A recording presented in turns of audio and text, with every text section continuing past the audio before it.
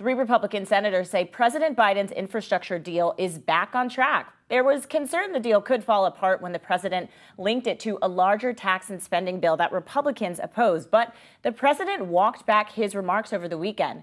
Republican Senator Rob Portman says work on the bipartisan legislation can move forward. But Republicans aren't the only ones playing hardball. A Bloomberg News article out this morning discusses the relationship between liberals and the White House. It says, quote, as Biden tries to hold together a $579 billion bipartisan infrastructure deal, progressive lawmakers and the leaders of several major liberal interest groups are publicly calling out his White House for what they regard as insufficient efforts to pursue a more liberal agenda. So let's bring in Bloomberg White House reporter Nancy Cook, who wrote about this for Bloomberg. So Nancy, thanks so much for joining us this morning and talking about your story. How serious of a threat is the progressive wing of the Democratic Party to Biden's overall agenda?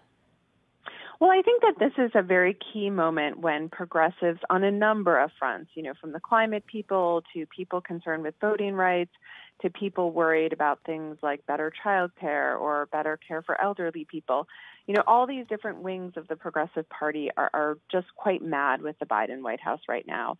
And so I think it's a key moment to note because they're just sort of catching criticism from all these different sides. And I don't think that, the progressive wing is going to suddenly start supporting Republicans. That's not what we're looking at.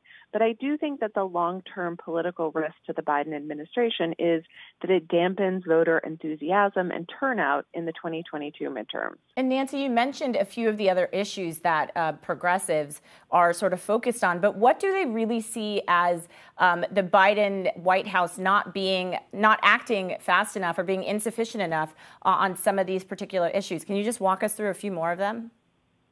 Sure. So they have been really upset the last few weeks that the Biden White House spent so much time negotiating this bipartisan infrastructure deal, which really is a pared down version of what the president originally wanted. It does have some climate things in there, including money for, let's say, electric charging stations, but it doesn't go as far as climate people want in sort of setting up clean energy standards. That's just one example. And I think that they really are worried that what will happen is that potentially this bipartisan infrastructure will pass, and then these bigger, sweeping progressive priorities will not end up coming to fruition. And that's really the overall fear that's driving this. And Nancy, I want to play a quick shot from Alexandra Ocasio-Cortez over the weekend. She was speaking on CNN about some of these issues. Let's just listen and I'll talk to you. It's worth going it alone if we can do more for working people in this country. With 50 votes, we have the potential to lower the age of Medicare eligibility so that more people can be covered and guaranteed to their right to health care, as opposed to, 60 votes where we do very, very little. And the scope of that is defined by a Republican minority that has not been elected to lead. So we heard AOC there talking about going at it alone. Does Biden plan to go at it alone? I mean, does he need the party to advance some of his longer term issues? If he's going to advance even the kinds of things, even like lesser versions of what AOC is talking about, he will have to do it, just with a party line vote. And they did that with the COVID relief bill, and I think that that is what progressives want to see. They feel like the Democrats control the White House, House, and Senate. That's a very unique moment, and they want to pass as much as they can through a party line vote as possible. I think people in the White House would say you cannot necessarily always do that because part of that would include earning the support of moderates like Senator Joe Manchin of West Virginia, and they won't go along with all of these big ideas. So it's really a balancing act for the Biden White House. Right, and you mentioned Joe Manchin, who has been pretty key in speaking out there. We see him on screen right there. Nancy, do you see Republicans potentially using this infighting with the Democrats to their advantage? I mean, it's surprising to say we're not that far from the midterms and the focus on that. How do you see the Republicans responding to this?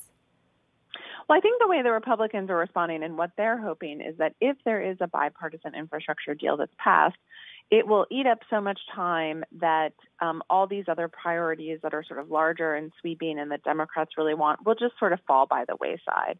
And so I think that's how Republicans hope to use it. They hope that this wedge between what the Biden White House wants, which is an infrastructure deal, and what progressives want, just the clock will run out. And Nancy, we just wanted to end. I mean, we're a few days from the jobs report. Any word on how Biden plans to respond to this? I know he's canvassing around the city a little bit this week, but what are you hearing?